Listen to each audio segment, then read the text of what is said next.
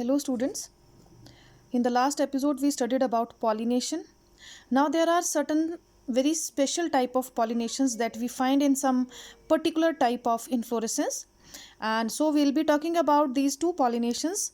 One is in pollination in fig, जिसे हम generally अंजीर कहकर खाते हैं, और दूसरा है pollination in salvia. तो सबसे पहले शुरू करते हैं pollination in fig. Now pollination in fig, which is biologically known as ficus carissa या अंजीर हिंदी में कहते हैं, it has got a hypanthodium inflorescence. I hope you remember what is inflorescence. Inflorescence is arrangement of flowers on floral axis. So it has got what type of inflorescence? Hypanthodium. Hypanthodium is a special type of inflorescence. It has got a receptacle which is formed due to growth of thalamus, and it becomes cup shaped, and it is closed structure, and it has got three types of flowers.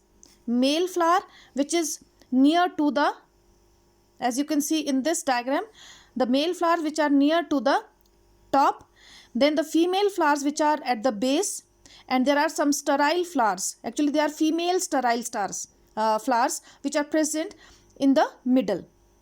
Now this fig, as you can see, this is the receptacle which is formed due to the growth of the thalamus, and so it is closed, only a small opening is at the tip, and this is pollinated by a wasp that is known as blastophaga. This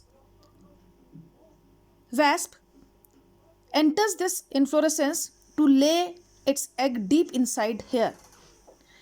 As it moves out, it brushes along the male reproductive portions, that is the anthers, and some pollens are dusted on the back of the insect.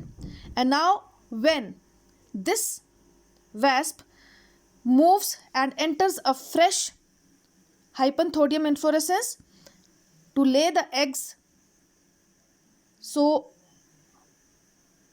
the pollen grains, they are deposited here, and thus cross pollination is caused. So this is how in fig pollination occurs by a wasp, that is blastophaga. Now we come to pollination in salvia. Salvia belongs to the family Labiatae, and it has got a bi-lipped corolla, that is why Labiatae name. And the insects, they get attracted due to bright color of the flower, and especially the nectary which is present at the base of the corolla. Now certain characteristics which help pollination by insects, and that also cross pollination. The first one is androecium. The androecium here is very typical. A single stamen makes the androecium, and it works on lever mechanism. Due to its structure, the stamen has a short filament and a long connective between the two anther lobe, one of which is called staminode. The insects land on the lower lip and move towards the nectary. Now this will lift the staminode and thus lower the anther lobe, and as the anther lobe is lowered, it brushes the pollens over the back of insect.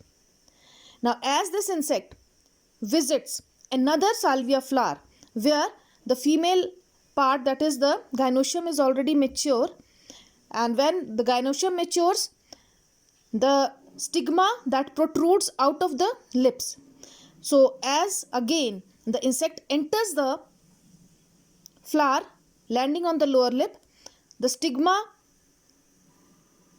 gets brushed again on the back of the insect where pollen grains are present, and so the pollen grains, they stick to the stigma, again causing cross pollination. Now here one thing I want to clarify, that this salvia flower is protandrous, that is androecium matures first. Now in this diagram I have tried to show you how the pollination occurs. Now this is the salvia flower where you can see it is bi-lipped, and the stamen, which is typical, has got a small sterile part, that is staminode, a long filament, and another fertile anther lobe, and the filament is small, connective is long. The The connective is very long and the filament is short, and even again the androecium is epipetalous. You can see the filament is attached to the petal and it is like a seesaw or the lever mechanism.